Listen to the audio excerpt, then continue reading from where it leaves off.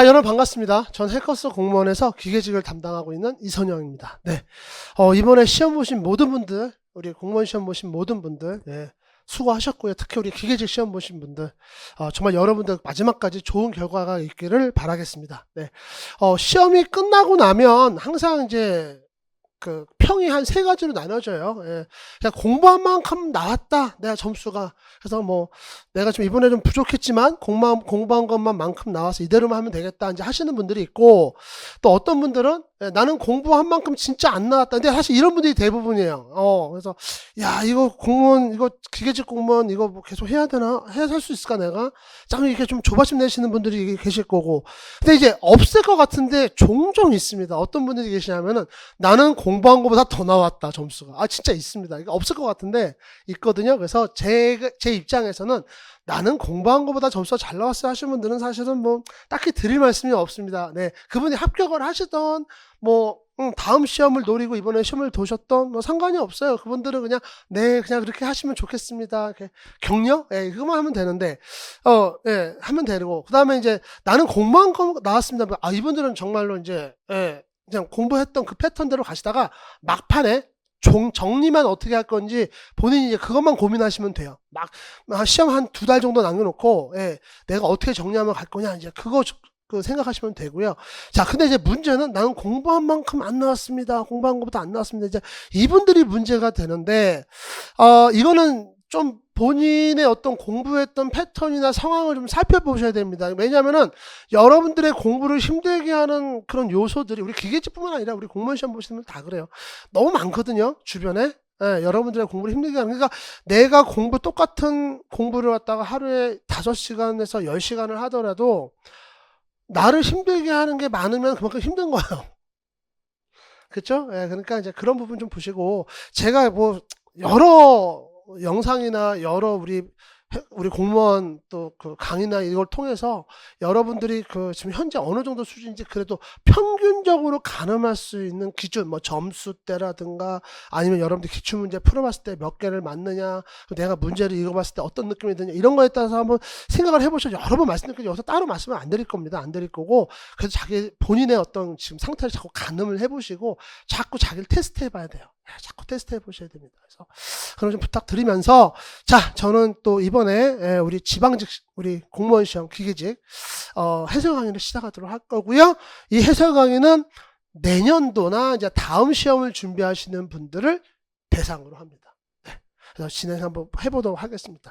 맨 먼저 말씀드릴 거는 이제 시험 총평인데, 시험 총평에 대해서는 제가 뭐 여기서 굳이 막 이렇게 길게 말씀드리는 것보다는 저희 해커스 공무원 그 홈페이지에 보시면은 총평 제 거 올라가 있습니다. 그러니까 기계직 준비하시는 분들은 지금 제가 매회 그 총평을 지금 올리고 있거든요. 작년에도 그렇고 재작년도 그렇고 재작년도 그렇고. 근데 이게 총평이 조금씩 바뀌고 있어요. 그래서 저도 어떤 때는 이번에 총평 쓰고 이제 보니까 시험이 이제는 정말로 많이 바뀌고 있다라고 하는 걸 이제 제가 좀 강력하게 썼더라고요, 이번 총평은. 그러니까 그전에는 이제 앞으로 좀 바뀔 것 같습니다, 이런 방향으로 가지 않을까요, 약간 좀 한 발 빼는 느낌이었는데, 이번 총평을 보면은 제가 이거 확실히 바뀌었습니다, 이렇게 썼습니다. 근데 여러분들은 좀 많이 그걸 느꼈을 수도 있고 느끼지 못했을 수도 있어요. 예, 그거는 뭐 여러분들이 어떻게 시험 보신 분들마다 다 느낌이 다르겠죠. 여러분들 근데 그런 건 있습니다. 여러분들은 사실은 시험 봐서 내가 몇 개 맞았냐가 중요하지, 시험이 어떻게 지금 가고 있다 이게 중요하신 분들은 아니거든. 근데 이제 준비하시는 분들은, 이번에 시험 보신 분들 말고 앞으로 준비하실 분들은 이 총평을 한번 이번 거 말고 작년 거부터 해서 한번 같이 읽어보세요. 제가 썼다고 해서 이거 하는 게 아니라, 제가 뭐 이거 총평 모아가지고 뭐 출판을 하겠습니까? 뭘 하겠습니까? 그냥 여러분들 시험이 이런 방향 가고 있구나 그러면은 남들보다 그냥 한 발짝 빨리 준비를 할 수가 있어요. 근데 그게 이번 시험에 나왔고, 특히나 우리 기계 일반은 좀 덜한데 기계 설계는 확실히 그렇게 나왔습니다. 그러니까 여러분들 좀 그렇게 봐주셨으면 좋겠고요. 요거 꼭 읽어보세요. 제가 지금 해설 강의를 해야 되기 때문에 여기서 이것까지 지금 말씀드리기 좀 어렵습니다. 네, 좀 봐주셨으면 좋겠고요. 그럼 바로 해설 강의 시작하도록 하겠습니다. 우리 기계 일반 첫 번째 문제입니다. 공작물의 구멍 내면에 나사산을 만드는 작업을 뭐라고 합니까? 이렇게 나왔는데, 뭐 이거는 태핑이죠. 예, 뭐 생각할 게 없어요. 그래서 제가 여러분들한테 드리고 싶은 말씀은 일단 이 부분이 어디 나오냐면 여러분 기계공작법의 드릴링 머신과 보링 머신. 이거는 다른 책도 마찬가지입니다. 드릴링 머신과 보링 머신이라는 그 단원이 다 있어요. 어떤 책인지 다 있는데 거기에 보시면 맨 앞에 나오는 게 이 그림입니다. 그래서 없는 구멍을 만드는 건 뭐라 그래요? 드릴링이라고 하죠. 없는 구멍 만드는 건 드릴링. 그리고 구멍 만들었는데 얘를 갖다가 좀 확장해야 될 때가 있어요. 어떻게? 정밀하게 구멍을 좀 넓히고 싶어. 그때 하는 게 보링. 그리고 그게 그러니까 무조건 여러분들 보링 한 다음에 리밍이 이 순서대로 가는 게 아니라 각각 종류예요. 그래서 자, 그다음에 이제 드릴링을 해서 구멍을 뚫어놨는데 드릴링에서 뚫은 구멍을 좀 정밀하게 가공하고 싶고, 그러니까 치수도 정밀하게 만들고 싶고, 또 기하공차라는 게 있잖아요. 우리 기계는. 예, 기하공차도 맞추고 싶고, 또 그러면서 표면 거치기도 조금 다듬고 싶어. 그때 하는 게 리밍. 그렇죠? 그래서 여러분들 우리가 표면 거치기만 보면 정밀도만 따진다 그러면은 뭐가 제일 높아요? 리밍이 높죠. 그다음에 보링, 그다음에 드릴링. 드릴링은 가장 기초 작업이에요. 없는 구멍을 만드는 거니까. 근데 이제 구멍을 만든다 그러면 거기다 나사산을 내잖아요. 그럼 가만히 생각해보세요. 여러분 그 나사산을 우리가 뭐라고 부르면 되겠어요? 앞나사산, 수나사산, 앞나사산이죠. 앞나사산. 그래서 앞나사산을 만드는 걸 우리는 태피 이렇게 하죠. 그래서 태핑 이렇게 얘기합니다. 그래서 이걸 갖다 우리가 태핑하고 요걸 우리가 태핑하는 이제 태핑 공부라고 얘기하잖아요. 태핑. 예. 이걸 태핑 아니에요. 이걸 탭이라고 하죠. 탭. 네, 헷갈렸어요. 네. 어쨌든 요거고. 자, 그럼 보너스 트랙. 여러분들 어차피 우리 시험은 끝났으니까 요것도 같이 보자고요. 스퍼페이싱은 뭐예요? 볼트를 체결을 해야 되는데 볼트가 체결돼 그 면이 약간 좀 거칠거칠해. 아니면 약간 좀 짱구야. 그러면은 볼트를 체결했을 때 얘가 체결력이 제대로 안 나올 수 있겠죠. 체결하고 나서도 좀 안 이쁠 수가 있어요. 예. 그랬을 때 그 면을 갖다가 좀 싹 평탄하자, 그러니까 평평하게 날려가지고 이 나사가 잘 묻을 수 있도록, 그 면을 가공해주는 걸 우리가 스팟 페이싱, 면치라고 얘기합니다. 면치. 페이싱. 그럼 이 페이싱 한다니까 뭐예요? 면치를 해주니까 면을 만든다는 얘기인데 이 면은 어떤 면? 나사의 머리 부분과 닿는 면이 되겠죠. 카운터 보링, 카운터 싱킹 얘는 굉장히 유사한데, 자, 얘는 뭡니까? 육각 렌치 볼트 또는 육각 렌치 볼트 또는 그냥 육각 머리 볼트인데 육각 머리 볼트는 거의 안 써요. 보통 렌치 볼트 많이 쓰는데 나사의 머리를 공작물에 삽입되도록 해서 그 머리를 안쪽으로 집어넣기 위해서 가공하는 게 카운터 보링이죠. 네, 카운터 볼입니다. 카운터 싱킹 뭐예요? 얘는 무조건 저거죠. 접시머리 볼트 머리. 그래서 여러분들 카운터 싱킹 같은 거 여러분 솔직히 관심 있으면은요 진짜 많이 볼 수 있습니다. 어디서? 가구. 여러분들 요즘 DIY인가? 갑자기 생각이 안 나. 하여튼 그런 가구도 엄청 요즘 온라인에서 주문하면 가구들 다 조립식으로 오잖아요. 조립해서 오는 가구도 물론 있긴 하지만 대부분 조립해서 오잖아요. 조립식으로 오잖아요. 보면 여러분들 다 이 카운터 싱킹으로 되어 있습니다.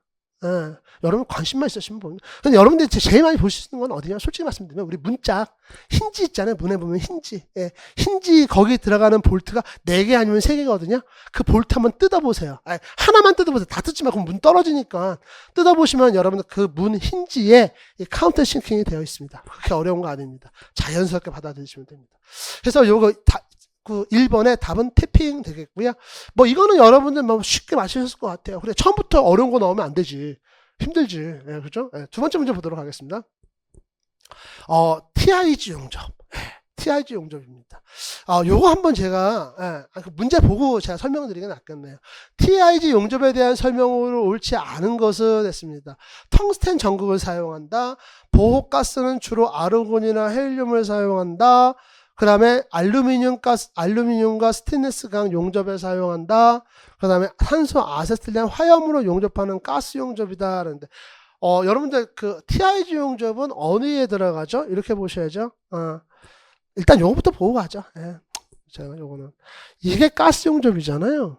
여기에 지금 텅스텐 전극이 들어갈 자리가 어디 있어요. 그래서 이게 가스 용접이라 아마 다 아실 건데, 여러분 요거 한번 생각을 한번 해보자고요. 이 우리가 용접을 공부하실 때 여러분들 용접 종류가 진짜 많아요. 그죠? 그리고 말도 왠지 좀 비슷비슷하게 많이 설명해 놨죠. 그래서 여러분 용접에서는요 각각의 용접 방법에 대해서 여러분들이 내용을 길게 가지고 가서 기억하시잖아요.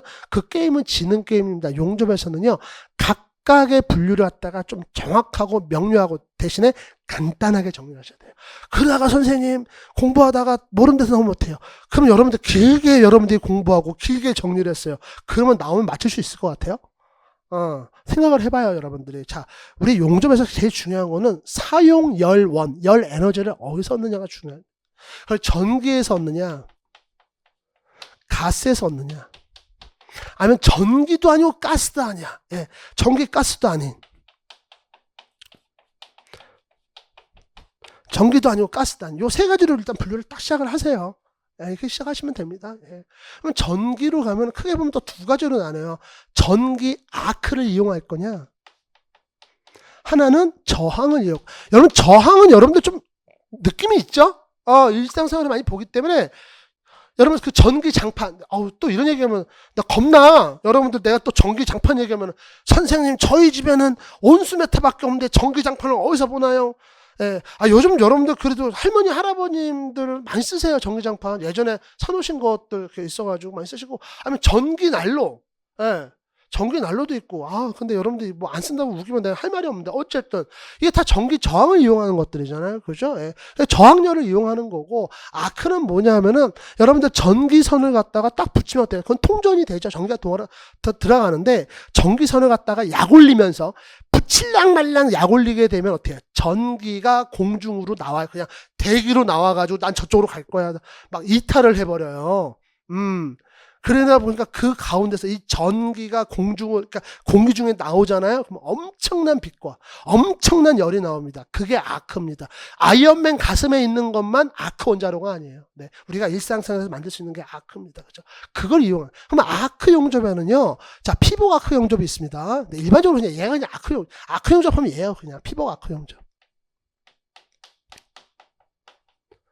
네, 그 다음에 이제 여기 아크 용접인데, 여기는 불활성 가스 아크 용접이 있습니다.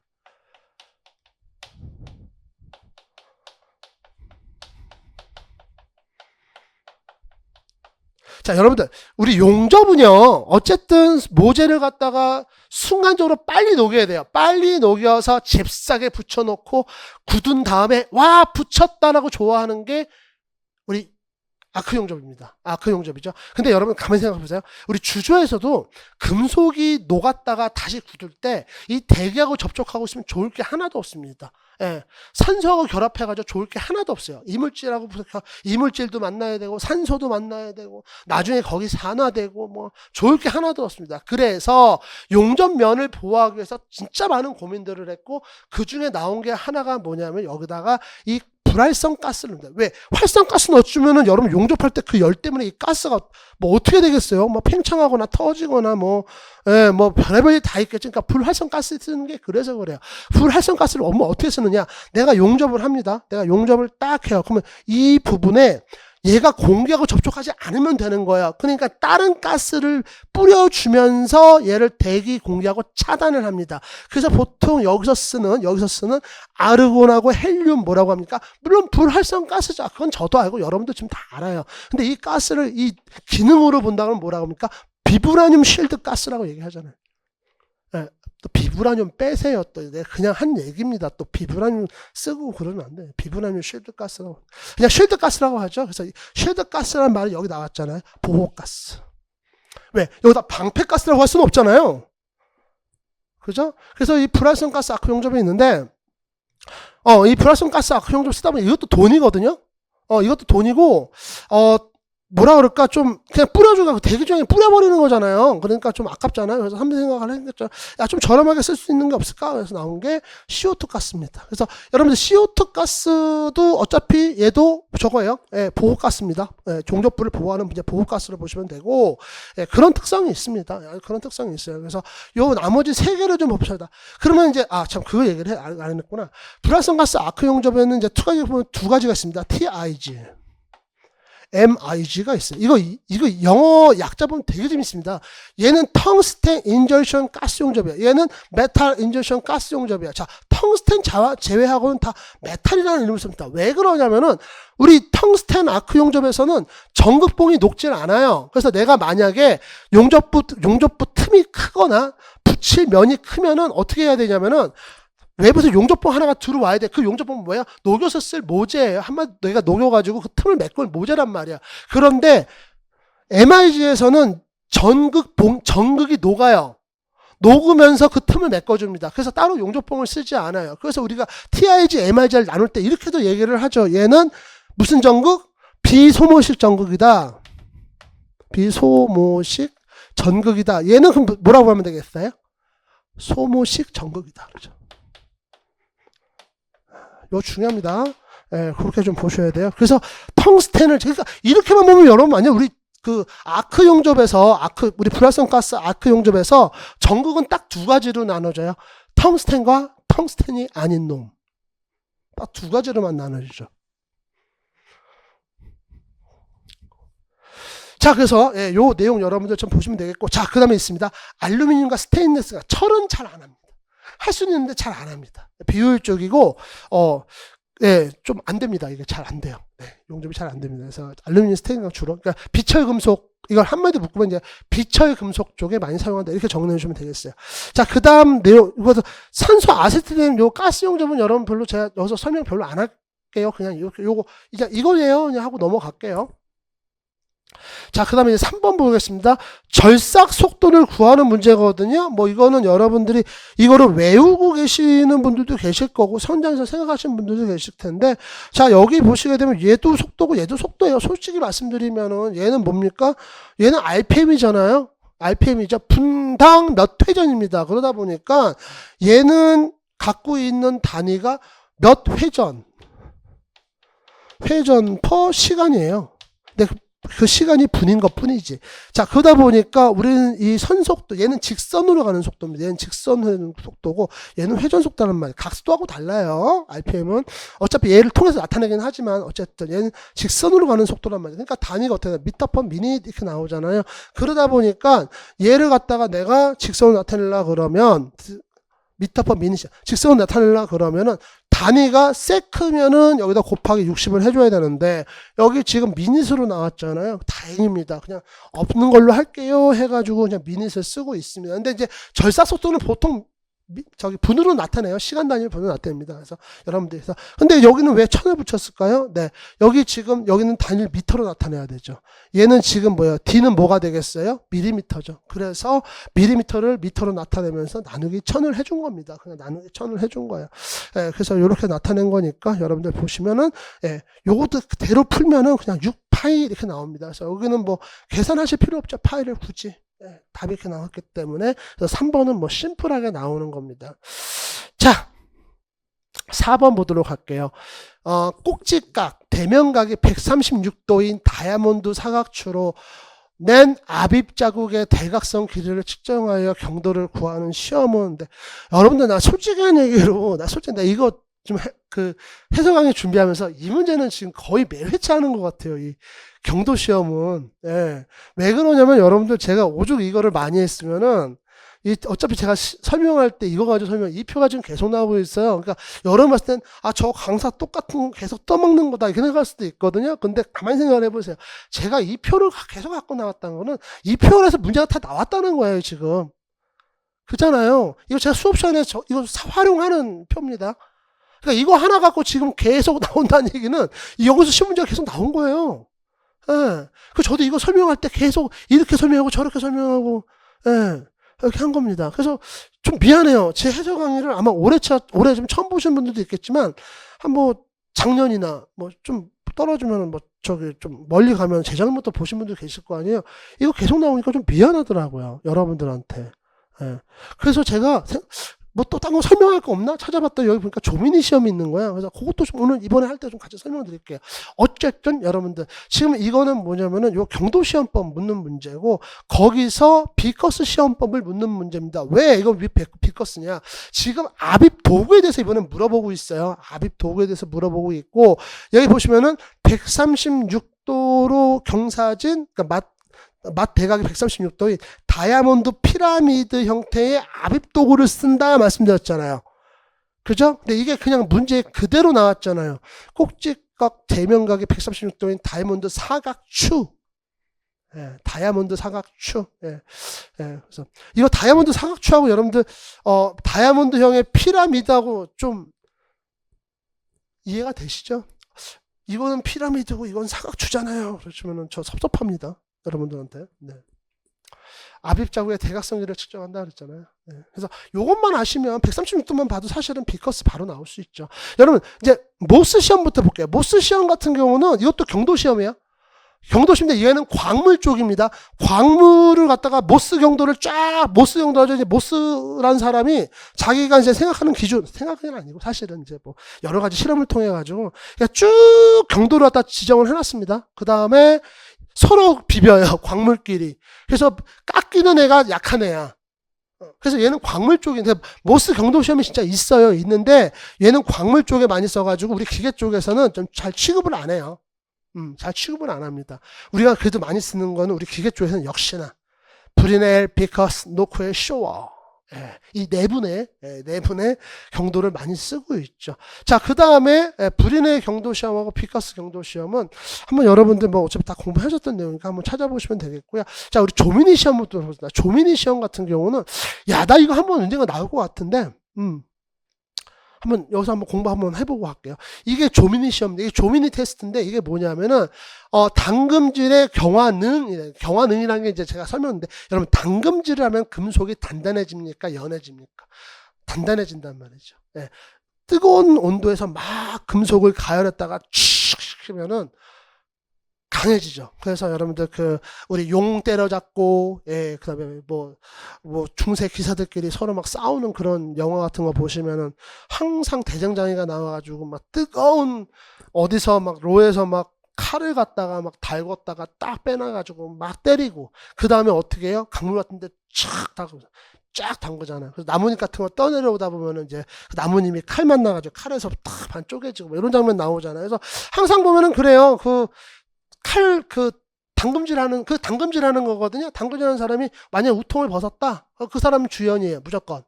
예, 근데 우통을 안 벗고 옷을 입고 때린다? 그럼 그 사람은 조연입니다. 근데 어쨌든 그게 조미니 테스트하고 연결돼요. 경화능입니다. 이게 무슨 경화능이냐면, 자, 이걸 갖다 여러분들, 자, 이 금속을 갖다가, 이거 시편이라고 할게요. 달궜습니다. 달군 다음에 요런 다이에다가 달아요. 진짜로 요런 다이, 꼭 이렇게 생긴 건 아니지만 요런 비슷한 요런 다이에다가 거치를 합니다. 뭐 스탠드라고 해도 다이라고도 해도. 그 다음에 물을 뿌려요. 물을 뿌리면 여기 물에 만나면서 바깥으로 이렇게 다시 흘러내리겠죠. 그쵸? 네, 흘러내립니다. 그러면 물에 닿은 데서부터 어디까지가 갈수록 어떻게 단단해지느냐, 그걸 갖다 그래프로 낸 게 요 조미니 테스트 그래프예요, 요게. 예, 요런 식으로 나와요. 그래서 물에 직접 닿는 부분은 경도가 많이 높고 여기서부터 멀어질수록 강도가 점점 떨어지죠. 예, 이 그래프를 얻으려고 하는 테스트가 조민 테스트예요. 그래서 이걸 갖다가 담금질의 경화능을 검사한다 이렇게 얘기를 합니다. 네, 어느 정도까지 경화가 잘 되는지, 예, 이게 금속마다 다 다르기 때문에 요 시편을 갖고 이렇게 테스트를 해요. 예, 이게 조민 테스트입니다. 그래서 이 문제에서 답은 비커스 시험이고요. 조미니 테스트는 아니에요. 경도를 측정하는 그런 시험은 아닙니다. 이 자체가. 나머지는 다 경도 테스트긴 한데 모스는 안 쓸 거고 그렇게 보시면 되겠어요. 자, 그 다음에 5번 문제 보도록 하겠습니다. 두 축이 서로 교차하는 기어만을 나열한 것을 그랬는데 여러분들 이 마이티 기어, 그러니까 제가 사실은 그래요. 기계 일반에 여기 기어 문제가 나왔잖아요. 근데 사실 저는 이제 기계 일반에서는 안 하고 기계 설계에서 이 수업을 하거든요. 그래서 요거를 얘기를 할 때 베벨 기어 막 얘기를 하다가 쭉 넘어가면서 요거 베벨 기어인데 감속비와 일수가 1대1 그러면서 축이 서로 직각으로 돼 있는 애는 어차피 똑같은 베벨 기어인데 마이티 기어라고 합니다. 라고 해서 그 다음 넘어가요. 그렇게 막 강조합니다. 왜? 마이터 기어라는 말 자체가 그렇게 어렵진 않잖아요. 근데 여기 마이티 기어라고 나왔어요. 이거 베벨 기어, 그러니까 마이티 기어는 그거예요, 여러분들. 베벨 기어인데 감속비가 1이, 감속비 1이라는 얘기는 이수도 똑같다는 얘기죠. 예, 그렇죠? 그래서 그렇게 이제 보시면 되겠고, 자, 크라운 기어가 있습니다. 크라운 기어. 이게 크라운 기어입니다. 이게 크라운 기어예요. 그래서 이 크라운 기어 보면은 축이 직각으로 얘도 교차를 합니다. 교차를 하는데 이가 얘는 어떻게 돼 있어요? 다른 애들은 이렇게 원형의 면이 있으면 이 면에 대해서 수직으로 얘가 올라가 있죠. 이렇게 이가 수직으로 올라가는 형태인데 얘는 이 면이 있으면 면에 평행하게 솟아있는 상태예요. 예. 그래서 이거 보고 있으면 약간 얘는 만드는 방법 소송각으로 만들거든요. 만들기 되게 쉬워요. 그래서 얘를 보고 있으면 약간 왕관처럼 원 둘레에 이가 이렇게 솟아있어 얘를 크라운 기어 얘기를 하는 거거든요. 그래서 이렇게 되어 있습니다. 그래서 마이티 기어하고 크라운 기어가 두 축이 서로 교차하는 기어가 됩니다. 네, 마이티 기어는 뭐 잘 아실 거고, 그러니까 베베 기어는 이미 잘 아실 거고, 그래서 뭐 이 문제는 여러분들 뭐 그렇게 어렵지 않게 맞히지 않으셨을까? 왜냐면 여러분 공부하는 도중에 크라운 기어는 또 보시거든요. 뭐 기출문제를 푸신다거나 하시면 또 볼 기회가 있어서 뭐 두 개 다 쉽게 이해를 하지 않으셨을까 싶습니다. 자, 3번. 자, 혹시 여러분 나는 절대로 여러분들 이 문제 틀렸을 거라는 생각은 안 해. 근데 만약에 저는 모르지만 저와 같이 수업하시는 분들 중에 이걸 틀렸다. 정말 섭섭해요. 예. 이거 장갑 끼면 안 돼요. 이거는 여러분들 선반 작업뿐만 아니라 드릴링 작업하고 밀링 작업 있잖아요. 그러니까 로테이션 절삭 작업이라고 하는데 그런 거 할 때 여러분들 장갑 끼면은요 큰일 납니다. 이거 혼나요. 현장에 계신 분들은 혼도 나고 합니다. 진짜로. 왜 그러냐면은 거기 그 실밥 있잖아요. 이게 순식간에 실밥이 그 기계 안으로 빨려들면서 내 손이 그냥 딸려갑니다. 이렇게 순식간에. 장갑이니까 벗겨지겠지? 아니, 절대 안 그래요. 장갑채 그냥 딸려 들어갑니다. 큰일 납니다. 그래서 예전에 여러분들 우리나라 예전인데 제가 언제 막 직장생활 처음 할 당시인데 무슨 국회의원 선거가 있었어요. 근데 이제 어떤 후보가 현장 가가지고 막 지시하는데 그 장갑을 끼고 이제 막 이렇게 현장 다니면서 현장 사람들하고 얘기한다면서 막 설비 옆에 가가지고 이렇게 좀 만지고 이렇게 장갑 끼고 그랬거든요. 근데 그때 그 당시에 제 주변에 있는 분들이 누가 그랬더라? 저기 국회의원 후보 아니었으면 쟤 맞았다고. 어디 감히 저기 장갑을 끼고 올라오냐고. 그랬던 적이 있습니다, 진짜로. 큰일 나요, 여러분들. 이거는 시험 문제를 떠나가지고 하시고, 그럼 선생님이 언제 장갑을 끼면 될까? 그거 외엔 다 끼셔도 돼요. 예. 그러니까 선반, 밀링, 그 다음에 드릴링 머신, 이런 절삭 작업하는 공작기계 옆에 가실 때 빼고는 그냥 다 끼시면 됩니다. 그리고 잘 모르면 옆에 있는 사람한테 물어보세요. 그러면 되죠, 뭐. 나머지 한번 볼까요? 그래도 뭐 고정 확실히 해야 되는 건 너무 당연한 거고요. 절삭 작업 시 반드시 보안경을 착용한다. 그러면 절삭칩을 제거할 때 브러쉬를 사용한다. 근데 여러분들 이 얘기가 왜 나오냐면은 절삭칩 같은 게 이렇게 뭐 절삭류를 뿌린다거나 이렇게 고압 에어로 이렇게 불어도 잘 안 나가는 경우가 있거든요. 근데 그럴 때 급하니까 무의식적으로 손으로 이렇게 잡는 경우가 있어요. 그런데 그 칩이 여러분들 엄청 뜨겁습니다. 굉장히 날카롭고 뜨겁거든요. 그러니까 뜨겁고 날카로운 게 잘못해서 내 손에 닿는다고 생각해서 끔찍하지 않아요? 그죠? 그러다 보니까 꼭 브러쉬를 사용해서 이렇게 긁어내라 이제 그 얘기를 하는 거죠.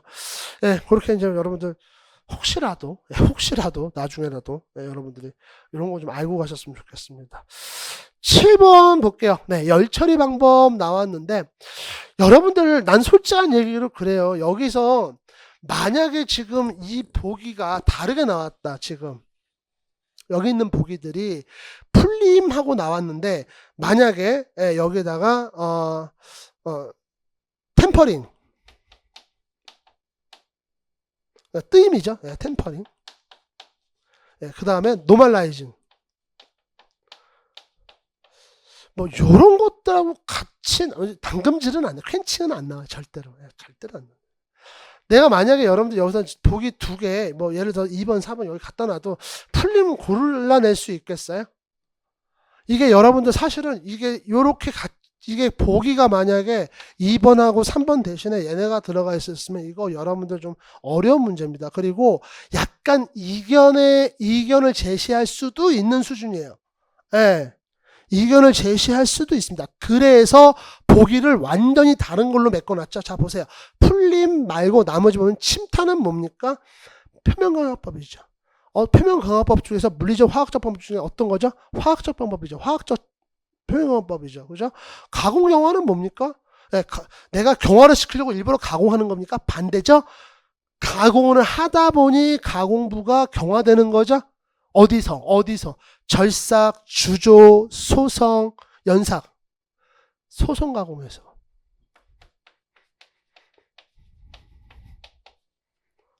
그죠? 고주파경화법은요? 이것도 표면경화법이죠. 표면경화법이고, 예, 물리적 화학적 방법이죠. 물리적 방법이죠. 고주파경화법. 그래서 요렇게 있었으니까 풀림이 딱 보이지, 안 그랬으면은, 좀 어렵게 보일 수도 있어요. 어떻게 보면 문제를 어떻게 꾸미냐에 따라서 이제 좀 할 수도 있긴 한데, 그래서 요거는 보기가 이렇게 나와서 다행히, 그렇게 어렵게 여러분이 풀지는 않으셨을 것 같습니다. 7번 문제는 풀림이 맞고요. 자, 아파율. 아파율. 요거는 제가 뭐 딴 얘기 안 하겠습니다. 요거예요. 근데 여러분들, 제가 요거 할 때마다 설명을 드리는 건데, 요 수식을 뭐 이렇게 이해하시기가 힘들지는 않을 것 같아요. 여기 논로가 2개 있으면은, 강판이 이렇게 넓은 애가 들어가요. 이런 애가 들어가죠. 이렇게. 그래서 여기가 H0라고 할게요. H0. 들어가는 강판의 두께 이렇게 됐습니다. 그다음 논로에서 눌러 얘를 갖다가 팍 눌러가지고 나오게 되면 나온 후 강판의 두께를 H1이라고 하면은, 이거 뭐예요? 그냥 우리가 봤을 때는 변화율이죠. 아파율이니까 변화율. 두께 변화율입니다. 한마디로. 그래서 최초 높이로 나눠주죠. H0로 나눠주고. 자, 그 다음에 원래는 여러분들 H1에서 H0를 빼줘야 되는데 그렇게 되면 값이 마이너스가 나오기 때문에 그걸 방지하기 위해서 어떻게 한다? H0에서 H1을 빼주자. 제가 이렇게 설명을 드립니다. 그래서 왜냐면 이거 여러분들 되게 궁금할 수 있어요. 선생님, 우리 인장 테스트에서 변형률은 L분지 L-에서 L 빼주잖아요. 그래서 이게 나중 길이고 처음 길이에서 나중 길이에서 처음 길이 빼주는데 얘는 왜 처음 길이에서 처음 높이에서 왜 나중 높이를 빼주나요? 그러니까 이건 어떤 법칙에서 움직이는 게 아니라 이걸 우리가 현장에서 쓰고 우리가 활용하는 데 있어서 편한 대로 하는 거야, 이거는 그냥. 그래서 이렇게 나옵니다. 그래서 뭐 크게 어렵지 않게 할 수 있죠. 아파율. 그래서 아변도 뭐 이번에 뭐 그냥 쉽게 나왔어요. 아변에서도. 자, 그다음 보도록 하겠습니다. 관로 내 물의 운동 상태를 갑자기 변화시켜요. 근데 어떻게 변화시켰느냐? 갑자기 변화시켰대요. 생기는 물의 급격한 압력 변화로 배관이나 밸브에 손상을 주는 현상은, 그래서 답은 수격 현상이에요. 워터 해머링. 근데 여기서 여러분들이 뭐 헷갈릴 만한 거, 글쎄요. 제가 봤을 때는 여기서 여러분 헷갈렸습니다 하실 수도, 틀리신 분들은 할 수도 있는데, 제가 봤을 때는 여기서 확실하게 수격 현상이라고 우리가 알 수 있는 힌트 2개가, 그러니까 주제어라고 하나? 키워드가 2개 있어요. 키워드가 2개 있습니다. 여기 보면은 갑자기 변화시키는 거예요. 갑자기 변화시킨다는 게 있고, 급격한 압력 변화입니다. 그럼 이 물의 급격한 압력 변화는 얘는 물에 의한 충격파거든요. 제일 많이 나타나는 게 밸브를 갑자기 닫았을 때예요. 막 유체가 빠르게 흘러가고 있는데 밸브를 갑자기 닫으면은 그 앞에 있는 애도 있지만 뒤에 따라오는 애들도 그렇고 이 밸브나 뒤에 있는 뭐 개측기라든가 다른 밸브를 막 때립니다. 그게 우리가 생각하는 워터 해머링 현상, 수격 현상입니다. 그래서 어쨌든 간에 그 유로를 막든지 아니면 속도를 갑자기 낮추든가 갑자기 높이든가, 그런 걸 통해서 압력파가 발생했을 때 나타나는 게 수격 현상이에요. 그래서 그러면 압력파가 보통, 그러니까 알았어, 알겠는데 배관 안에 그렇게 뭐 압력파가 발생할 일이 커? 주로 요 3가지가 있어요. 밸브를 갑자기 닫았을 때, 펌프가 갑작스럽게 정지했거나 갑작스럽게 움직일 때, 아니면은 유량이 갑작스럽게 변했을 때, 어디 딴 데서 유체가 갑자기 오면서 합쳐지는 거야, 배관에. 그랬을 때 요 3가지, 요 3가지 조건에 의해서 주로 발생한다. 이렇게 보시면 되겠습니다. 자, 10번 문제 보도록 하겠습니다. 내연기관에서 피스톤이 상사점에서 하사점까지 올라가는데, 상사점까지 올라가는 게 아니죠. 내가 말 잘못했네. 피스톤이 상사점에서 하사점까지 움직이는 거리를 나타내는 용어는 뭐라고 합니까? 행정용어로 스트로크 얘기를 하고 있죠. 자, 요거 내연기관인데요. 내연기관인데, 요게 지금 피스톤입니다. 이 피스톤이 얘가 움직일 거예요. 어떻게? 맨 밑에서 맨 위까지 이렇게 움직일 거예요. 예. 그래서 얘가 제일 많이 내려왔을 때 높이를 여기라고 하고 제일 많이 올라갔을 때 높이를 여기라고 한다 그러면은 요 간격, 예, 요 높이를 갖다가 우리가 스트로크 해죠. 행정 이렇게 얘기하죠. 그래서 여기서도 이걸 행정이라고 얘기를 하고 또 이런 게 있습니다. 자, 피스톤이 있어요. 피스톤 이렇게 했습니다. 자, 공기를 집어넣고 이쪽으로 나와요. 그래서 공기를 집어넣게 되면은 여기 있는 피스톤 노드가 앞으로 갑니다. 이렇게 앞으로 가고 그 다음에 이쪽에서 이번에 반대에서 공기가 들어와서 이렇게 빠져나가게 되면 얘가 이쪽으로 이렇게 움직인다고 한번 해볼게요. 그럼 얘가 제일 많이 나왔을 때, 그 다음에 제일 많이 들어갔을 때 그 거리도 스트로크라고 행정이라고 얘기를 합니다. 한 행정 이렇게 얘기합니다. 그 거리를. 그래서 행정이라는 거, 뭐 그렇게 어려운 개념은 아니죠. 그래서 여러분들 요것도 그렇게 어렵지 않았을 거라고 생각이 듭니다. 자, 그 다음에 다음 문제 보도록 할게요. 자, 이제 우리 소송가공에 대한 설명으로 옳지 않은 것은 11번 문제입니다. 네, 그래서 지금 1번부터 4번은 다 소송가공에 대한 내용이에요. 그래서 일단 우리 답부터 좀 걸러놓고 가죠. 일단 3번이 답입니다. 옳지 않은 것은 해가지고 3번은 옳지 않다는 얘기예요. 나머지는 다 맞다는 얘기잖아요. 한번 보도록 할게요. 나머지를. 일단 1번, 2번, 4번이 맞는 얘기인데, 자, 1번의 키워드는 열강가공, 냉강가공입니다. 그죠? 예, 그리고 2번의 키워드는 인발입니다. 인발이고 4번의 키워드는 단조예요. 그래서 이걸 딱 보고 있으면 여러분들 소전예로 우리 소송가공 있잖아요.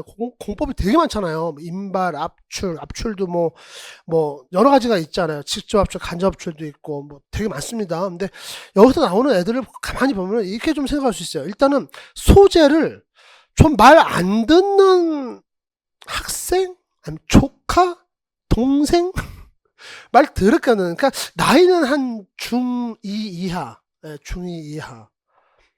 좀 이렇게 대입해서 생각하면 좀 쉽게 좀 정리가 돼요. 나름. 이거는 뭐 저도 이제 여러분들 하도 공부를 하다 보니까 드는 생각인데, 자, 볼게요. 일단 열강가공은 어떤 느낌이냐면은, 이 동생이 말을 더럽게 안 들어요. 집에서 부모님 속삭이고 막 학교도 안 가고 땡땡이 치고 막 중2짜리가 막 그런다고 생각을 했을 때 얘를 좀 달랩니다. 달래는 게 열강가공이에요. 냉강가공, 열강가공이 달래는 겁니다. 그래서 야, 너는 뭐 먹고 싶은 거 없니? 형, 나 햄버거 먹고 싶어. 그래, 햄버거 사줄게. 너 참 착하구나. 오마카세 안 가는 게 너무 착하다. 이럴 수 있는 거고. 그 다음에 너 갖고 싶은 거 있니? 나 갖고 싶은 거 있어, 형. 뭔데? 나 진짜로 갖고 싶은 게 플레이스테이션 5 갖고 싶어. 정말 착하구나. 저기 내 친구 동생은 포르쉐를 갖고 싶다 해서 난리가 났는데 이러면서 애를 달래는 거죠. 그게 냉강가공, 열강가공 약간 이제 그런 느낌이고 특히나 열강가공이 약간 그런 느낌이에요. 그 다음에 인발은 뭐냐면은 애를 갖다가 어디다가 넣어 넣는 거야. 뭐 스파르타식 학원이라든가 이런 데 넣어놔가지고 아침 8시부터 저녁 10시까지는 못 움직여. 대신 너 갔다 오면 네 맘대로 해. 이렇게 되는 거죠. 그런 느낌이에요. 인발 압출은. 그 다음에 밑에 보면 단조 있잖아요. 단조는 말이 필요 없어요. 그냥 애를 두들겨 패서 잡는 거예요. 딱 그런 느낌. 그러니까 그렇게 여러분들 이렇게 보면은 여러분들이 글로 쭉 정리하는 것보다 이런 느낌적인 느낌 굉장히 중요하거든요. 우리 기계 일반에서. 왜냐면 범위가 워낙 넓고 키워드가 워낙 많다 보니까 제가 뭐 여러분들 저도 그렇지만 여러분들도 뭐 키워드별로 이렇게 정리해가지고 공부 많이 하실 겁니다. 그래도 쉽지 않아요, 이쪽이. 근데 어쨌든 약간 그런 느낌이란 말이죠. 그래서 이 보시면은 뭐 다 맞는 얘기죠. 다 맞는 얘기고 단조 같은 경우는 충격 또는 압력을 가해서 한번 애를 두들겨 패서. 근데 여기 이제 문제는 3번입니다. 3번에 여러분들 이게 사실 어려운 문제는 아니에요. 왜 그러냐면은 여러분 이 단접이란 말을 지금 못 들어보셔가지고 좀 당황하실 수 있어요. 제가 말하는 현장은 시험장을 얘기하는 거예요. 시험장에서는 좀 당황하셨을 수도 있는데 요것만 빼고 보면은 이게 무슨 설명입니까? 재료를 실리는 모양 컨테이너에 일단 넣어놨어. 한쪽에 압력을 가해서 만든다. 이거 압출에 대한 내용 아닙니까? 일단 여러분들 이게 내가 단접은 몰라도 이거 압출인데? 라고 하셨던 분은 이거 다 고릅니다. 그래서 이거는 답을 고르는 것 자체는 어렵지 않은데, 자, 문제는 뭐냐면, 이 단접이 뭐냐. 여기서, 이 단접이란 말이 최근에 잘 안 씁니다. 예전에는 있었어요, 이 말이. 근데 지금 이 말을 잘 안 쓰는 이유가 있는데, 일단 요 의미부터 말씀드릴게요. 이 단접이란 말은 단조 플러스 용접입니다. 한마디로 때려가지고 접합하는 거예요. 이게 무슨 소리야? 이러실 수가 있는데, 지금은 이 말 대신에 지금 뭘 쓰고 있냐면 우리가 고상용접이라는 말 써서 그래요. 고상용접. 그러니까 고상용접은 금속을 가열하지 않는 건 아니에요. 금속을 가열을 합니다. 대신 녹이질 않는 것 뿐이지. 가열을 해서 말랑말랑하게 해놓고 거기를 압력이나 힘을 줘가지고 얘네들 갖다가 그 사이에 분자들이 움직이게 해서 접합하는 건 우리가 고상용접 이렇게 얘기를 하고 있는 겁니다. 아, 그렇죠? 네, 그래서 이게 지금 이 단접이 일로 들어가 있어요. 그러다 보니까 잘 우리가 안 쓴단 말이죠. 저는 솔직히 말씀드리면 저는 이 공무원 강의하면서 이 단접이란 말을 이번에 사실 처음 봤습니다. 이게 그전에도 이 단접이란 말이 나왔는지 모르겠는데 저는 처음, 그러니까 알고는 있는 단어인데 처음 봤어요. 그러니까 공무원 시험에 나온 거는. 그래서 여러분들 단접은요 우리 공사용접에서 어디에 속하냐면은 확산용접에 들어가 있습니다. 확산용접. 네, 아시겠죠? 그래서 그렇게 여러분 정리해 놓으시면 되겠습니다. 자, 12번 볼게요. 이거는 뭐 그냥 여러분들 복불복입니다. 예, 잘 정리가 돼 있으신 분들은 쉽게 푸셨을 거고, 좀 정리가 난해하게 돼 있거나 아니면은 좀 이렇게 이렇게 좀 나란히, 그러니까 좀 깨끗하게 정리 안 되신 분은 혼동될 수 있는 그런 문제예요. 다 철 탄속의 조직에 대한 설명으로 옳은 것은, 근데 평소 우리가 다른 애들은 다 나왔어요. 뭐 페라이트, 오스테나이트, 시멘타이트, 펄라이트 다 나왔습니다. 그래서 보시게 되면은 옳은 것을 고르는 거잖아. 일단 3번이 맞는 얘기예요. 3번이 맞는 얘기인데, 자, 왜 이게 맞느냐? 그거를 우리가 보려고 그러면 나머지가 왜 틀렸느냐 보면 돼요. 1번 보도록 할게요. 페라이트는 했잖아요. 근데 이게 페라이트가 아니라 뒤에 나오는 설명이 뭐예요? 오스나이트에 대한 설명이에요. 감마철에 탄소가 고용된 감마 고용체다. 이거 오스나이트입니다. 오스나이트고, 그 다음에 지금 2번에 보시면 오스나이트는 이거 오스나이트가 아니라 여기 얘가 오스나이트고, 그럼 얘는 뭐가 되겠어요? 바꿔놓으면 되는 거예요. 이렇게 바꿔서 출제를 하셨더라고요. 출제하시는 분들이 바꿔서 했습니다. 그래서 얘는 페라이트로 바뀌면 됩니다. 페라이트는 알파철에 탄소가 고용된 알파 고용체다. 이렇게 얘기를 하고 있어요. 자, 그 다음에 4번 보시게 되면은, 자, 펄라이트는 오스테나이트가 아니라 페라이트와 시멘타이트의 층상 조직이다. 근데 여러분들 이거 조직에 대한 설명으로 정말 너무 간단하고 너무 잘 나와 있어요. 이 문제가. 그래서 여러분들 공부하시다 보면 맨날 헷갈리시잖아요. 솔직히 나도 헷갈려요. 나도 헷갈려. 여러분도 아니라 저는 강의하는 사람인데도 미리 이거를 이렇게 좀 정리를 해놓고 강의를 안 하면은 저도 헷갈립니다. 근데 여러분도 오죽하겠어요. 그러니까 저는 당부드리고 싶은 게 뭐냐면 이거 진짜 좋은 문제, 이 문제가 굉장히 좋은 문제인 게 여러분들 뭐 오스나이트, 페라이트면 막 설명이 되게 장황한데 핵심적인 내용은 이 보기가 다 나와 있어. 이거대로 좀 정리를 해놓으세요. 굉장히 너무 이 보기가 깔끔하게 잘 정리가 돼 있어요. 저는 이거 추천합니다, 여러분들. 예. 근데 여기다 이제 플러스 알파 해가지고, 또 알파가 있어가지고. 어쨌든 플러스 해가지고 조금 더 정리하시는 거는 이제 공부하시면서 기출문제 보시고 정리하시면서 이렇게 하시면 딱 좋을 것 같아요. 네. 딱 좋습니다, 요게. 그래서 요걸로 좀 정리하셨으면 좋겠어요. 자, 다음 문제 보도록 하겠습니다. 자, 13번 문제 보도록 하겠습니다. 주조공정에 대한 설명으로 옳지 않은 것은 그랬어요. 여기서 이제 옳지 않은 것은 나왔을 때는 제일 좋은 게 일단 빨리 얘를 빼놓고, 그 다음에 나머지 보면 좋은 것 같아요. 자, 다이캐스팅은 용융금속을 성형 내에 고압으로 주입하여 주물을 제작하는 소모성 주형 주조 공정이다. 이렇게 얘기하는데, 이 문제는 앞에서 쭉 나가는 패턴을 보면요. 여기는 다 맞아요. 어디까지? 여기까지. 물을 제작하는 까지는 맞아요. 맞습니다. 사람을 되게 안심을 시켜요. 근데 뒤에 나온 뭐가 틀렸습니까? 소모성 주형, 이게 틀렸죠. 예. 여러분들 소모성 주형은 보통 이제 주형 그러면 틀을 얘기하는데 소모성 주형하고 영구 주형으로 나누잖아요. 근데 영구 주형이라고 하면은 뭐 인피니티 주형이 아니라 이게 말이 영구 주형이 사실 얘도 수명이 있습니다. 수명이 없지 않아 있긴 한데 말을 그냥 영구 주형 이렇게 하는 건데 소모성 주형은 대표적으로 뭐냐면 사형이 있습니다. 모래로 만드는 주형이죠. 예. 모래로 만든단 말이죠, 얘는. 그래서 얘를 우리가 이제 소모성 주형 또는 일회성 주형 이렇게 얘기를 하기도 하는데, 얘 다이캐스팅 자체는 뭐예요? 쇳물을 고압으로 주형 내부에 주입을 하는 애거든요. 그러다 보니까 이 사형을 쓰게 되면 이 주형이 남아나겠어요? 그죠? 그러다 보니까 얘는 소모성 주형이 뭐야? 영구주형을 쓰는 주형법이다. 이렇게 설명을 하고 있고, 여러분들도 그렇게 공부를 하셨을 겁니다. 그래서 얘는 영구주형이다. 이렇게 보시면 되겠어요. 근데 여기 소모성 주형을 했으니까 옳지 않은 것은 여기가 옳지 않은 설명이 되겠죠. 나머지는 다 맞다는 얘기죠. 한번 보도록 하겠습니다. 사용주저는 모래주형에 용탕을 붓고 뭐 쭉 얘기하는데 뭐 아주 그냥 뭐 과하게 깔끔하진 않아도 그냥 중탄은 치는 그런 설명이죠. 자, 인베스트먼트 주저법 나왔습니다. 왁스로 만든 모형을 내화재로 쭉 얘기하는데 모형을 나중에 용해에 유출시킨다고 그러죠. 덜어냅니다. 모형을 갖다가 덜어내요. 네, 덜어내서 그 공간 안에다가 용탕을 주입을 합니다. 네. 그 다음에 이제 슬러시 주저법 나왔는데 슬러시 주저법 같은 건 제가 주조할 때 꼭 설명을 드립니다. 원하는 두께의 고층을 얻어놓은 주형을 꺾고 용탕을 배출해서 속이 빈 주물을 만드는 거다. 그래서 여러분 이 슬러시 주조 같은 경우는 제가 사실 여러분들 코어를 안 쓰고 준공 주물을 만들 수 있는 방법이 두 개가 있거든요. 코어가 뭔지 아시죠? 코어 모르시면 빨리 찾아보세요. 공부했던 내용. 코어를 안 쓰고 준공 주물 가운데가 그러니까 대표적으로 파이프 생각하시면 돼요. 파이프. 그래서 하나가 뭐냐면은 원심 주저법이 있습니다. 원심 주저법 같은 코어 안 쓰고 준공 주물 만들 수가 있어요. 자, 그다음에 얘입니다. 슬러시 주저법. 얘는 뭐냐면은 이 주형이 있어요. 여기다 부어요. 쇳물을. 그러면 이제 쇳물이 요 찰랑하게 찰 겁니다. 이렇게. 찰랑하게. 그 다음에 이제 이렇게 두면은 여러분 쇳물이 어디서부터 굳어요? 바깥쪽부터 굳죠. 그래서 바깥쪽에서 굳어서 이렇게 안쪽으로 이렇게 응고가 진행이 되잖아요. 그죠? 그러면은 안쪽이 굳기 전에 얘를 따라 버려요. 그럼 뭐가 남아요? 가운데 빈 공간이 남아요.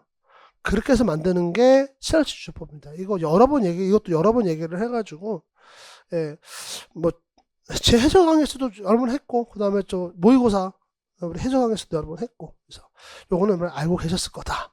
저는 유추하고 있습니다. 유추하고 있습니다. 그래서, 이거는 뭐 여러분들이 크게 어렵지 않게 이것도 맞췄을 것이다. 희망을 걸어봅니다. 14번 보도록 할게요. 비철금속 재료인 알루미늄에 대한 설명을 옳지 않은 것은 난데 이거 여러분들 이 문제가 여러분들 어떻게 보는지 모르겠는데 여러분들이 이거는 좀 뭐라 그럴까 그냥 이게 답이다 이렇게 하기보다는 약간 좀 유추해서 이게 답이 아닐까 이렇게 찍었을 가능성이 높아요. 왜냐면은 알루미나 피막이라는 얘기가 나왔거든요. 알루미나 피막. 자, 여러분, 이 알루미늄 피막이 실제 우리 알루미늄에서 만들어집니다. 근데 이제 일단 여기 3번의 느낌은 어떤 거냐면은 자연적으로 알루미늄이라는 소재를 두면은 자연적으로 이 알루미늄 피막이 생기면서 내식성이 저하된다. 약간 이런 느낌을 설명하고 있잖아요. 근데 이 알루미늄 피막은 일단은 알루미늄에서 발생을 하는데 인공적으로 발생을 시켜야 돼요. 자연적으로 나오지 않아요. 인공적으로 발생을 시켜야 되고, 그럼 인공적으로 발생시킨다는 이유는 뭐가 필요하니까 하겠죠. 뭐예요? 이거예요. 이겁니다. 그래서, 내식성, 내마모성, 내용성들을 향상시킵니다. 이 피막이. 그러니까 좋은 거예요. 한마디로. 그래서 인공적으로 얘를 갖다가 만들어내는 느낌이죠. 그래서 요 표현이 표면에 알루미늄 피막으로 내시성이 좋지 않다. 이건 분명히 틀린 답이에요. 그러니까 틀린 설명입니다. 그래서 옳지 않은 것은 3번이 되는데 얘는 설명의 느낌이 약간 자연적으로 만들어지고 이건 피해야 되는 약간 그런 느낌이 나는데 실제로 알루미늄 피막은요. 알루미늄에서 필요한 경우에 일부러 생성을 해낼 수 있고 하는 목적은 내식성, 내마모성, 내열성 향상에 있습니다. 그렇게 여러분들 해주시면 되겠고 또 요거 참고로 알고 계세요? 이 알루미늄 피막을 상성하는 방법이 몇 가지가 있는데 그래서 대표적으로 그냥 많이 쓰는 게 뭐냐면은 여기 아노다이징 방법이 됐어요. 아노다이징법. 아노다이징을 통해 가지고 이렇게 만들어내고 있다. 뭐 이렇게 여러분 정리해 놓으시면 딱 좋을 것 같습니다. 자, 그 다음 문제 보도록 하겠습니다. 15번 문제인데 여러분들 이거 많이 틀렸어요. 그러니까 이거 지금 우리 해커스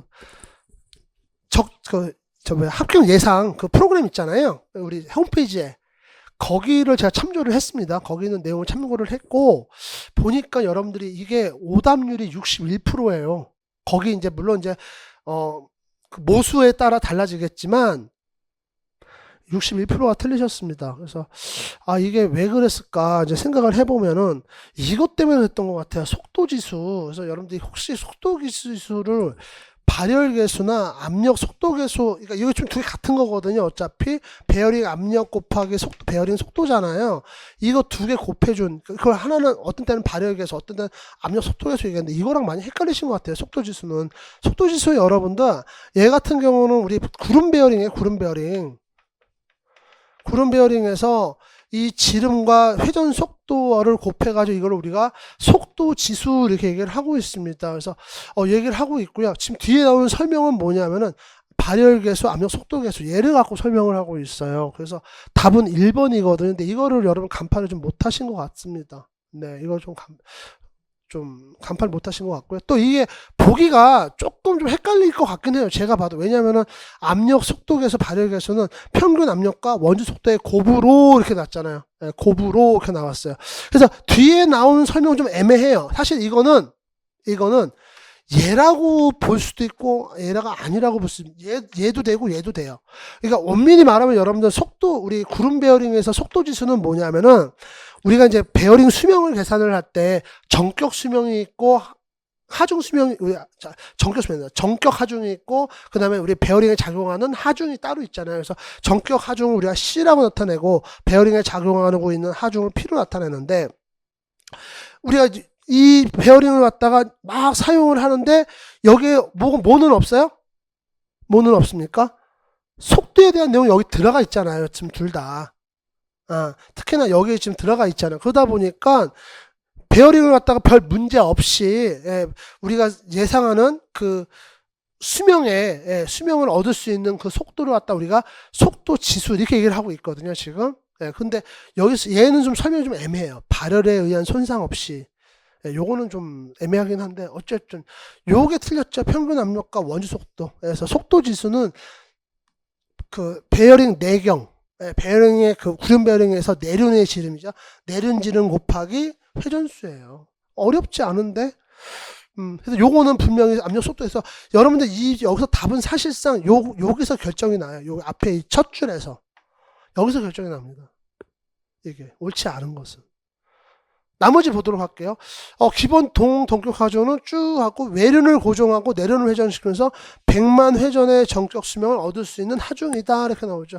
기본 동정격 하중은. 그다음에 기본 정정격 하중 나왔습니다. 그래서 여기 보시면 전동체 지름을 10,000분의 1이 되도록 하는 하중이다. 뭐야? 전동체의 지름의 10,000분의 1 이렇게 됐죠. 변형량이 전동체 지름의 10,000분의 1이 되도록 하는 하중이다 이렇게 나왔습니다. 그래서 4번 한번 읽어보시고요. 그래서 이게 좀 안타깝네요.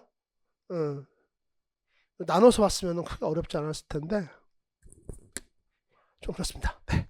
많이들 틀리셨더라고요 이게. 물론 이제 이거는 아까도 말씀드렸지만 모수에 따라 좀 달라질 수 있습니다. 저는 이제 우리 해커스 그 합격 예측 프로그램 예측 그 사이트에서 보고 이제 제가 참고를 했는데 아마 이게 틀리진 않았을 것 같아요. 많이 틀리셨을 것 같아요. 이 문제는. 자, 16번 보도록 할게요. 나사에 대한 설명으로 옳지 않은 것은 됐습니다. 자, 여러분들 요거는 뭐 다 맞히셨을 것 같아요. 그렇게 어렵지 않게. 둥근 나사는 나사산과 골이 같은 반지름의 원호를 이은 모양이고 나사산에 가서는 60도다 했는데 사실상 여러분들 이 둥근 나사 같은 경우는 나사산의 각도를 그렇게 여러분들 유심히 모르겠습니다. 여러분 모르시면 저는 막 강조해서 설명을 안 하거든요. 그럼에도 불구하고 여러분이 여기서 이 답을 맞힐 수 있고 유추할 수 있다는 건 뭐냐면 나사산의 각도가 60도라는 건 이건 뭐 어떤 나사예요? 체결형 나사에서 삼각 나사죠. 삼각 나사예요. 근데 얘는 원형이란 말이지. 끝에가 둥글게 원형으로 돼 있잖아요. 둥근 나사다 보니까 얘하고 각도가 같을 수가 있겠어요? 제가 30도인 건 몰라도 60도는 아니다 이렇게 생각하겠죠. 내가 딴 건 몰라도 60도는 아니다 이렇게 이제 가는 거죠. 제가 좀 너무 B급 감성으로 답을 고르나요? 60도일 수도 있지. 글쎄요, 60도가 나올 수 있나요? 그렇죠. 나머지는 다 맞는 얘기입니다. 보도록 할게요. 나사가 자율 상태 유지할 때 나사 효율은 50%를 넘지 못하는 거죠. 넘지 않는 게 아니라 못하는 거죠. 자, 그다음에 두 줄 나사의 리드는 동일한 피치를 가는 한 줄 나사의 2배다 그랬는데, 여러분 여기서 한번 우리 요거 한번 확인해 보고 가죠. 리드 값은 뭐야? 리드 값의 정의가 나사를 갖다가 360도 한 바퀴 돌렸을 때 나사가 전진하는 거리예요. 왜 전진만 하고 후진도 있는데 굳이 뭐 후진하는 거리라고 말할 필요 있나요? 우리 서로 가슴 아프게 전진하는 길이라고 합시다.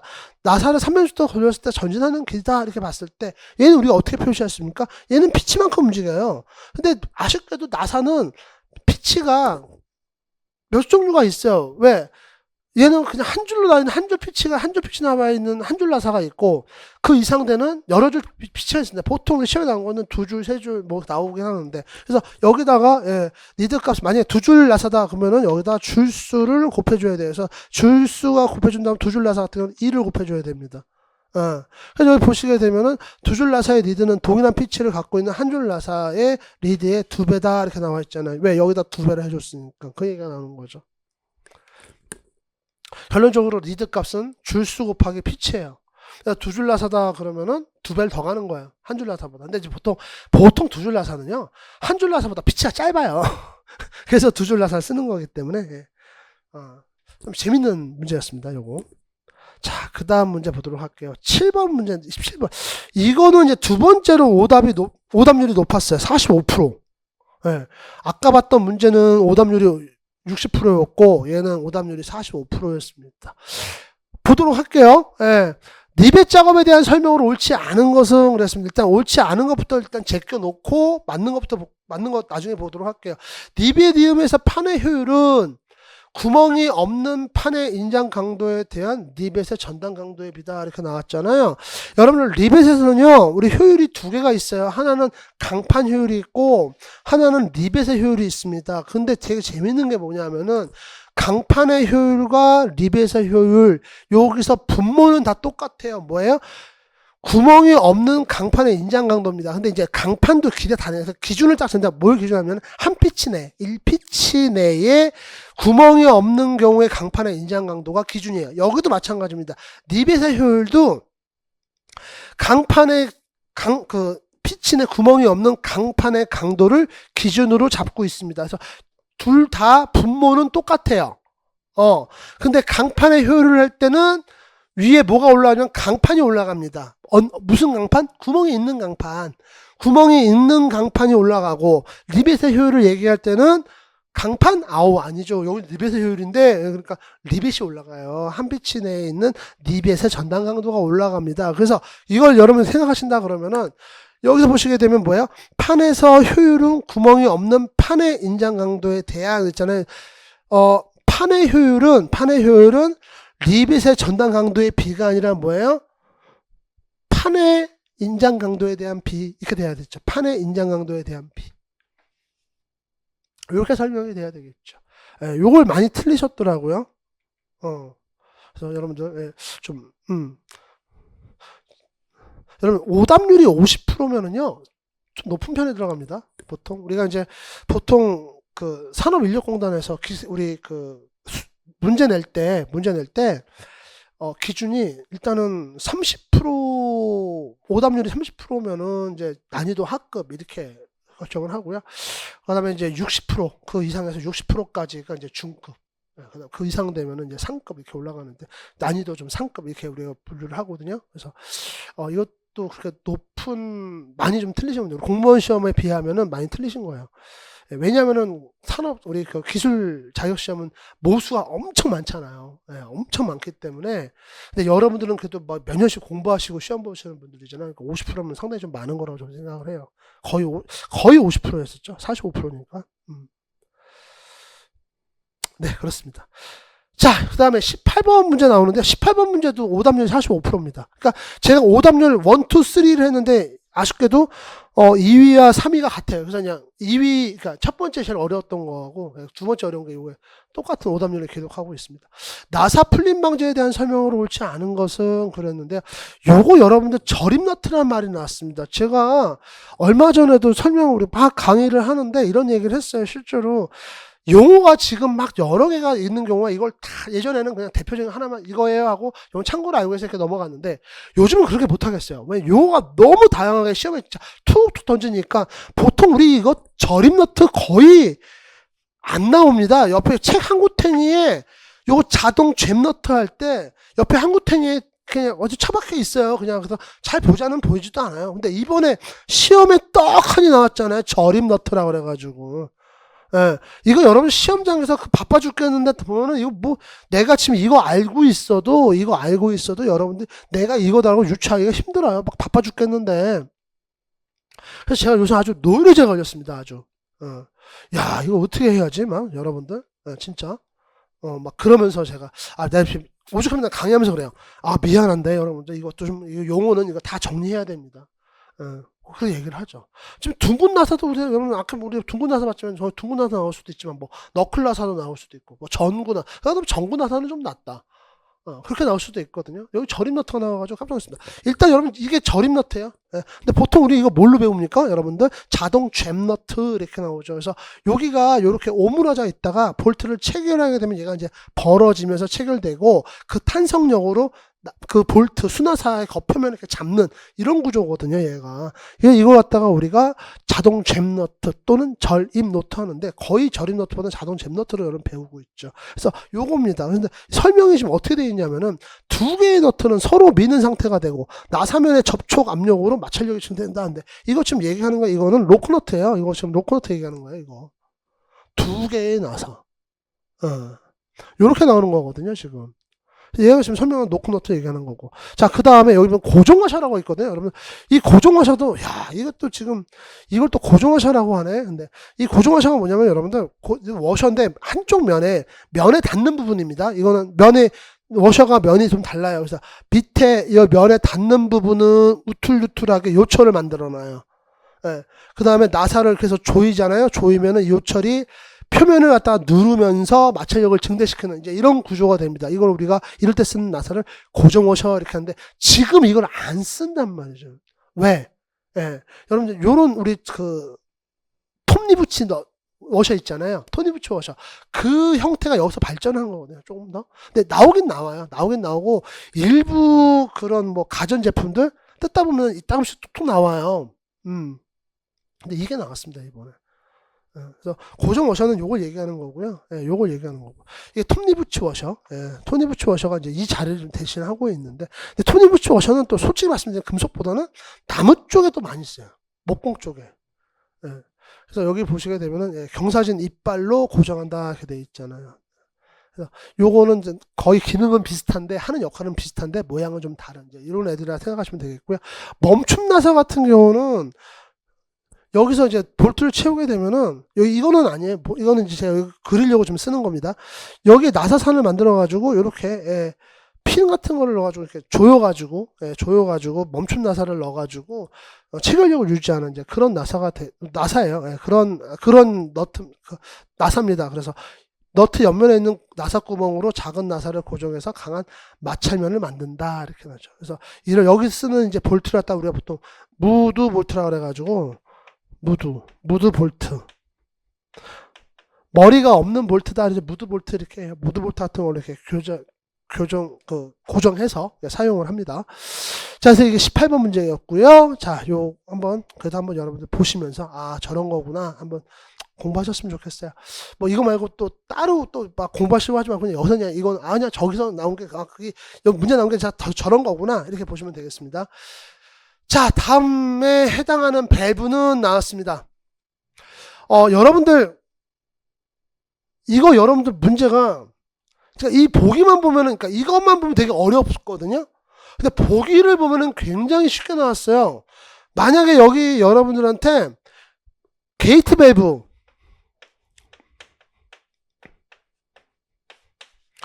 요게 들어가 있었으면은 이거 되게 힘듭니다. 구별하기. 그리고 실제로 여러분들 이거 가지고 이제 저 인사혁신처에 이 제기도 할 분들도 분명히 있었을 겁니다. 왜 그러냐면은 일단 요거부터 말씀드릴게요. 여러분들 여러분 보시는 우측에 있는 얘가 게이트 밸브입니다. 나이프 게이트 밸브 한마디로. 얘가 슬루스 밸브입니다. 그래서 지금 답은 슬루스 밸브거든요. 지금 어떻게 설명하는지 볼게요.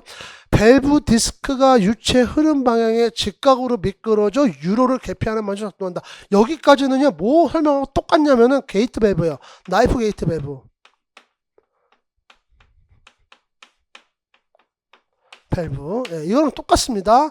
자, 그 다음에 유량이 크고 밸브를 자주 개폐하지 않는 곳에 사용한다. 그러면 여기서 살짝 슬루스 밸브 쪽에 가요. 접근을 합니다.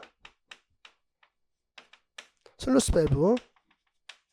이쪽에 이제 접근을 해요. 여기서부터. 그럼 결론은 뭐겠어요? 슬루스 밸브는 나이프 게이트 밸브에다가 이런 역할까지 할 수 있는 밸브. 그러니까 얘보다 조금 더 확장된 개념으로 보시면 어때요? 꼭 그런 건 아닌데 여러분들 이렇게 해야 공부하기가 편해요, 여러분들이. 자, 왜 이걸 설명드리냐면은, 자, 나이프 게이트 밸브의 구조가 뭐냐면 여기서 손잡이를 돌립니다. 돌리면은 여기 있는 요 나이프, 그러니까 나이프가 아니라 원래는 이제 판때기예요. 판때기인데 마치 뭐처럼 생겼냐면 이게 여러분들 단두대 있잖아요. 프랑스 혁명의 상징 단두대. 예, 단두대처럼 생겨가지고 이 판이 얘 돌리면 올라갔다 내려갔다 이러거든요. 그거 나이프처럼 왔다 간다. 이걸 나이프 게이트 밸브라고 지금도 이렇게 부르고 있습니다. 우리가. 부르고 있습니다. 근데 이렇게 생긴 애다가 얘를 갖다가 관로, 그러니까 배관 중간에 설치하려고 그랬더니 그럼 형상이 좀 약하잖아요. 그래서 이렇게 플랜지를 만들고 유로 형태의 하우징에다가 얘를 넣어버린 걸 이걸 슬루스 밸브라고 합니다. 아시겠죠? 네, 슬루스 밸브. 그래서 사용 목적에 따라서 얘는 굉장히 사용되는 그 분야는 크지는 않은데 양이 많아요. 온갖 하수 처리장, 정수장은 다 들어가니까 얘가. 그렇습니다. 그래서 얘를 슬루스 밸브라고 얘기를 합니다. 근데 이런 것도 있어요. 그 이면에 이런 것도 있습니다. 원래 나이프 게이트 밸브가 있었는데 이걸 개발하는 회사가 나이프 게이트 밸브라는 이름을 쓰기 싫었던 거야. 처음부터. 그러니까 나는 좀 다르게 이름을 쓰고 싶어. 그래서 슬루스 밸브 이렇게 이름을 만들어 쓸 수도 있어요. 이건 내가 할 수도 있다고 그랬잖아요. 그렇죠? 한 게 아니라. 그러니까 여러분들 그런 거 좀 참고하세요. 그래서 얘를 답은 슬루스 밸브 됐고요. 여기 만약에 나이프 게이트 밸브가 들어있으면 굉장히 좀 혼동스러웠을 텐데 다행히 됐고, 특히나 여기 나온 거 보시면 체크 밸브, 닐리프 밸브는 뭐 다 기능성 밸브예요. 이거는 밸브의 기능에 따라서 불려놓은 것들 형태가 아니라 특징이 아니라 기능에 대해서 났고요. 콕은 아시죠? 마개. 마개. 콕 밸브도 그냥 콕 나왔으니까 그냥 마개 이렇게 보시면 되겠죠. 그래서 요거는 그렇게 어렵지 않게 푸실 수 있는 문제였습니다. 왜냐면 여러분들이 슬루스 밸브를 몰라도 얘 아니고 체크 밸브는 뭐예요? 유체가 한쪽으로만 들어가 저기 한쪽으로 역방향으로 나오지 못하게 하는 밸브가 체크 밸브잖아요. 닐리프 밸브는 뭐예요? 아니 예를 들어서 뭐 저기 물통이 있어. 물을 갖다가 되게 높은 압력으로 물을 채웠어. 어떤 압력 탱커에다가, 물 탱커에다가. 근데 그게 압력이 너무 올라가서 탱크가 못 견딜 것 같아. 허용 압력을 넘었어. 그러면 뭐가 열려야 이게 살아남을 거 아니야, 탱크가. 그때 하는 수 있는 게 닐리프 밸브. 안전 밸브로 쓰고 있는 게 닐리프 밸브잖아요. 그죠? 예, 그래서 여러분들 그렇게 본다 그러면 답은 사실상 슬루스 밸브 하나밖에 몰라요. 그러니까 약간 문제 보기가 여러분들 슬루스 밸브 답으로 자꾸 이렇게 모으는 약간 그런 느낌이에요. 네. 자, 그래서 답은 여기 보셨고요. 자, 그 다음에 특수 열에너지에 의한 제거 방법은 특수 가공 공정 중 열 에너지입니다. 열 에너지에 의한 방법. 그럼 여러분들 이제 보세요. 답은 방전 가공입니다. 일단 이것부터 이제 해놓고 얘기할게요. 네, 이게 낫겠네. 일단 여러분들 제일 많이 궁금해하는 게 뭐냐면 선생님 전해 연마도 여기 들어가지 않나요? 여러분들 우리가 모르겠습니다. 여러분은 이제 뭐 제 강의를 들으셨던 분들도 지금 이 해설 강의 보실 거고, 제 강의를 안 들으신 분들도 해설 강의 보실 건데, 다른 분들은 어떻게 공부했는지 모르겠지만 우리가 이제 쭉 공부를 하다 보면은 기계공작법에서 주조, 소송 가공, 그다음에 절삭 가공, 연상 나온 다음에 특수 가공 및 입자 가공 이렇게 나오거든요. 근데 특수 가공에 들어가 있는 애들이 대부분 뭐냐면은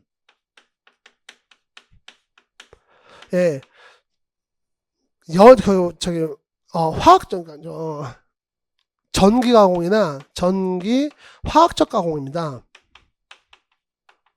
화학적 가공입니다. 전기 화학적 가공이거든요. 근데 이 전기를 이용하는 애들은 대부분 열 에너지, 이 전기에서 발생하는 열 에너지를 이용하고 그래요. 근데 전해 연마는 어디 들어가냐면 얘는 화학적 가공입니다.